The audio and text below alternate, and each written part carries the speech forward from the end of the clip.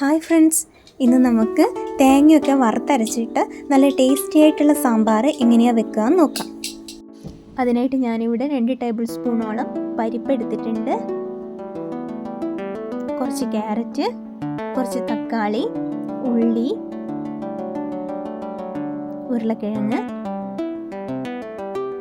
പിന്നെ പച്ചക്കറികൾ വേവിക്കാൻ ആവശ്യമായിട്ടുള്ള വെള്ളം ഒഴിച്ചു, പിന്നെ കുറച്ച് ഉപ്പ്. എല്ലാം ഒന്ന് മിക്സ് ചെയ്തതിന് ശേഷം നമുക്ക് അടച്ചു വെച്ച് ഒരു വിസിൽ വരുന്നത് വരെ വേവിച്ചെടുക്കാം.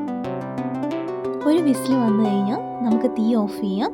അതിനുശേഷം കുക്കറിൻ്റെ ആവി പോകുന്നത് വരെ നമുക്ക് വെയിറ്റ് ചെയ്യാം. ഈ സമയത്ത് നമുക്ക് പാൻ അടുപ്പത്ത് വെച്ച് അതിൽ വെളിച്ചെണ്ണ ഒഴിച്ചിട്ട് നമുക്ക് തേങ്ങ വറുത്തെടുക്കാം.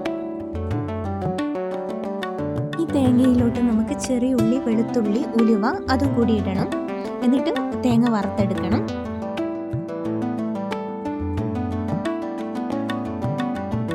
തേങ്ങ ഈ ഒരു പാകമാകുമ്പോൾ നമുക്ക് ഗ്യാസ് ഓഫ് ചെയ്ത് മാറ്റി വെക്കാം.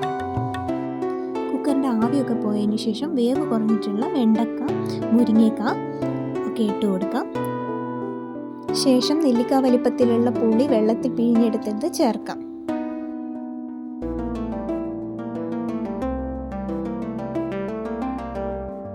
അതിനുശേഷം മുളക് പൊടി, മഞ്ഞൾപ്പൊടി, മല്ലിപ്പൊടി, സാമ്പാർ പൊടി എല്ലാം ചേർക്കുക. എന്നിട്ട് തിളപ്പിക്കുക.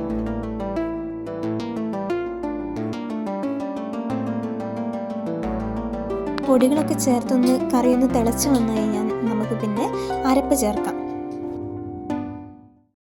അരപ്പ് ചേർത്തതിന് ശേഷം പിന്നെയും ഒന്നുകൂടി നമുക്ക് തിളപ്പിക്കാം. ഉപ്പ് ആവശ്യമാണെന്ന് തോന്നിക്കഴിഞ്ഞാൽ ഈ സമയത്ത് ഒന്നുകൂടെ ചേർക്കാവുന്നതാണ്. പിന്നെ മല്ലിയില ചേർക്കണം.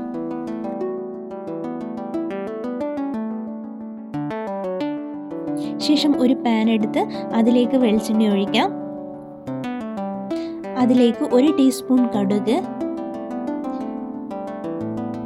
2-3 വറ്റൽമുളക്, 1 ടീസ്പൂൺ കായപ്പൊടി, 1 ടീസ്പൂൺ നല്ല ജീരകം പൊടിച്ചത് ചേർത്ത് നമുക്ക് കറി താളിച്ചെടുക്കാം.